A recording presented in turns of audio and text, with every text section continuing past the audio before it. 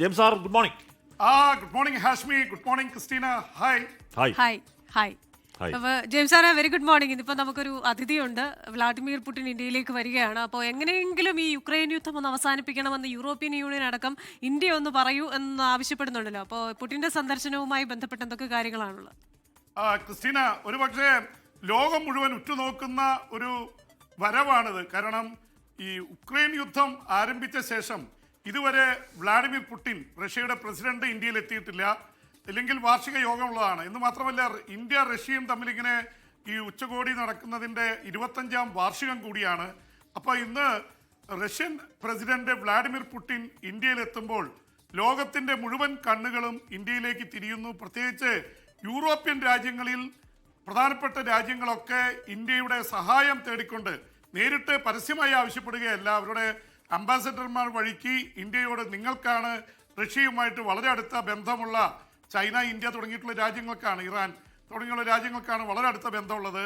അതുകൊണ്ട് നിങ്ങളുടെ ആ സ്വാധീനം ഉപയോഗിച്ച് യുക്രൈൻ യുദ്ധം അവസാനിപ്പിക്കാൻ ഇന്ത്യ ഇടപെടണം എന്നാണ് യൂറോപ്യൻ രാജ്യങ്ങൾ നിർദ്ദേശം വെച്ചിരിക്കുന്നത്. എന്തായാലും ഇന്ത്യ നെഗറ്റീവായിട്ട് പറഞ്ഞിട്ടില്ല. പ്രത്യേകിച്ച് ഇന്ത്യയുമായി യുക്രൈനും നല്ല ബന്ധമുണ്ട്, പക്ഷേ റഷ്യയുമായിട്ടുള്ള ബന്ധം കളയാൻ നമ്മൾ താല്പര്യത്തിലല്ല.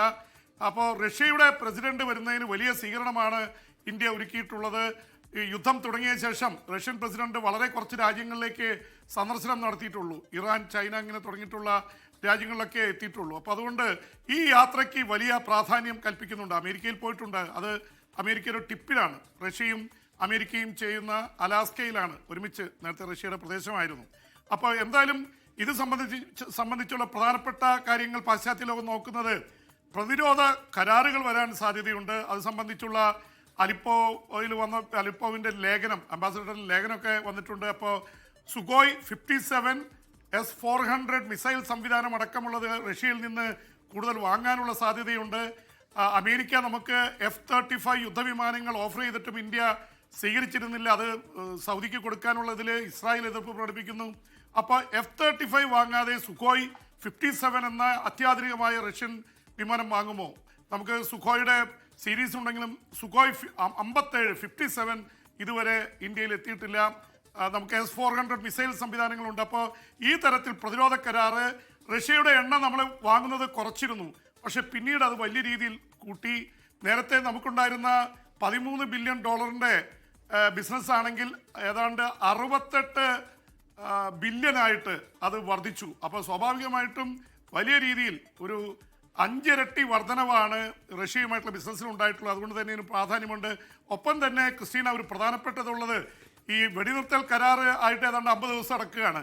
ആ സമയത്താണ് ഇപ്പോൾ ഇസ്രായേലിൻ്റെ സൈന്യം തെക്കൻ ഗസയിലെ ആൽമവാസി എന്ന പ്രദേശത്ത്, അത് ഖാൻ യൂണിസിനടുത്താണ്, അവിടെ കയറി ഡ്രോൺ ആക്രമണം നടത്തിയിരിക്കുന്നു. 5 പേർ കൊല്ലപ്പെട്ടു, അതിൽ 2 പേർ കുട്ടികളാണ്. അതിന് ഇസ്രായേൽ സൈന്യം പറയുന്ന ഒരു ന്യായം കൂടി രംഗത്ത് വരുന്നുണ്ട്. എന്തായാലും ഇതിൻ്റെയൊക്കെ ഇടയിൽ വലിയ രീതിയിലുള്ള ഈ ഇസ്രായേൽ ഉക്രൈൻ യുദ്ധം കൂടുതൽ രൂക്ഷമാവുന്നതിൻ്റെ ഇടയ്ക്ക് ബ്രസൽസിൽ ഒരു ചർച്ച നടക്കുകയാണ്. ആ ബ്രസൽസിലെ ചർച്ച എന്ന് പറയുന്നത് പ്രധാനമായിട്ടും ഉക്രൈനും യൂറോപ്യൻ രാജ്യങ്ങളും ഉക്രൈൻ യുദ്ധം അവസാനിപ്പിക്കുന്നത് സംബന്ധിച്ചുള്ള ചർച്ചയാണ്. അപ്പോൾ ഈ ലോകം മുഴുവൻ ഉക്രൈൻ ഇസ്രായേൽ യുദ്ധങ്ങൾ സംബന്ധിച്ചുള്ള ചർച്ചകളിലാണ് ഇപ്പോഴും നിൽക്കുന്നത്. ഹാഷ്മി, ക്രിസ്റ്റീന.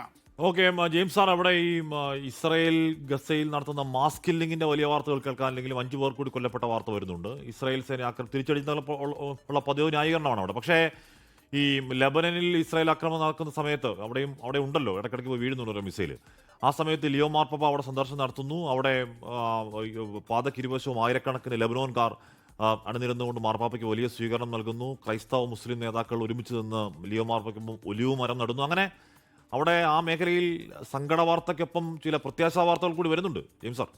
ഹാഷ്മി, ഇതൊരു സമ്മിശ്രമായ നിലപാടാണ്. ഒരു ഭാഗത്ത് തങ്ങളുടെ സൈന്യത്തെ ആക്രമിച്ചു എന്ന പേരിൽ ഇസ്രായേൽ സൈന്യം കയറി ആക്രമണം നടത്തുന്നു, 5 പേർ കൊല്ലപ്പെടുന്നു.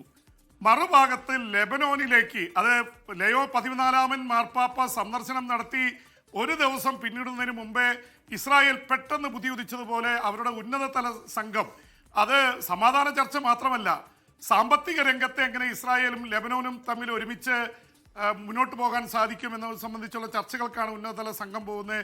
അവിടുത്തെ ലെബനനിലെ പ്രധാനമന്ത്രി അടക്കമുള്ള ആൾക്കാരെ കാണുന്നുണ്ട്. ലെബനോനിൽ ഹെസ്ബുള്ളയുടെ ചീഫ് ഓഫ് സ്റ്റാഫിനെ ഹസ്രത്ത് തബായിയെ കൊലപ്പെടുത്തിയിട്ട് 2 ആഴ്ച ആവുന്നതേ ഉള്ളൂ. അതിനിടയിലാണ് ഈ മാറ്റം വന്നിരിക്കുന്നത്. മാർപ്പാപ്പ പറഞ്ഞത് ലെബനോനിൽ ഈ ആക്രമണം നടത്തുന്നത് ഇസ്രായേൽ നിർത്തണമെന്നും അതുപോലെ തന്നെ ലെബനോൻ സമാധാനത്തിൻ്റെ താഴ്വരയായിട്ട് മാറണമെന്നാണ്. കാരണം ലെബനോൻ ഈ ബൈബിളിലൊക്കെ ഏറ്റവും മനോഹരമായിട്ടുള്ള പ്രദേശമായിട്ടാണ് അറിയപ്പെടുന്നത്. ലെബനോനിലെ ദേവദാരു പൂക്കുന്ന താഴ്വരകൾ, കുന്തിരിക്കം പൂക്കുന്ന താഴ്വരകളെ കുറിച്ചാണ് പറഞ്ഞിരിക്കുന്നത്. അത്രയും മനോഹരമായ രാജ്യത്താണ് ഇപ്പോൾ വലിയ രീതിയിലുള്ള ആക്രമണം നടത്തിയതും ഏതാണ്ട് ഒരുപാട് പേര് കൊല്ലപ്പെടുകയൊക്കെ ചെയ്തത്. അതിനു മുമ്പ് 2020 അവിടെ നടന്ന വലിയ സ്ഫോടനത്തിൽ അമോണിയം നൈട്രേറ്റ് അടക്കമുള്ളത് പൊട്ടിത്തെറിച്ച് ഏതാണ്ട് 100-300 പേർ കൊല്ലപ്പെടുകയും ഒരുപാട് നാശനഷ്ടങ്ങൾ സംഭവിക്കുകയും ചെയ്തിരുന്നു. ആ പ്രദേശങ്ങളിലൊക്കെ മാർപ്പാപ്പ സന്ദർശനം നടത്തിയിരുന്നു. അപ്പോൾ 1.5 ലക്ഷം പേരാണ് അവിടെ കുർബാനയിൽ പങ്കെടുത്തത് എന്ന് മാത്രമല്ല ഹെസ്ബുള്ള തന്നെ പറഞ്ഞു മാർപ്പാപ്പ വന്നത് ഒരുപക്ഷെ സമാധാനത്തിന് സഹായമാവും. അപ്പോൾ ഗസയിൽ ഇപ്പോഴും പ്രശ്നങ്ങൾ നടന്നുകൊണ്ടിരിക്കുന്നു. പക്ഷേ ഇപ്പോഴത്തെ വലിയ രീതിയിലുള്ള മാറ്റങ്ങൾക്കുള്ള ഒരു സൂചനകൾ കൂടി ലഭിക്കുകയാണ്. Christina, Hashmi. Okay James sir, thank you. Thank U.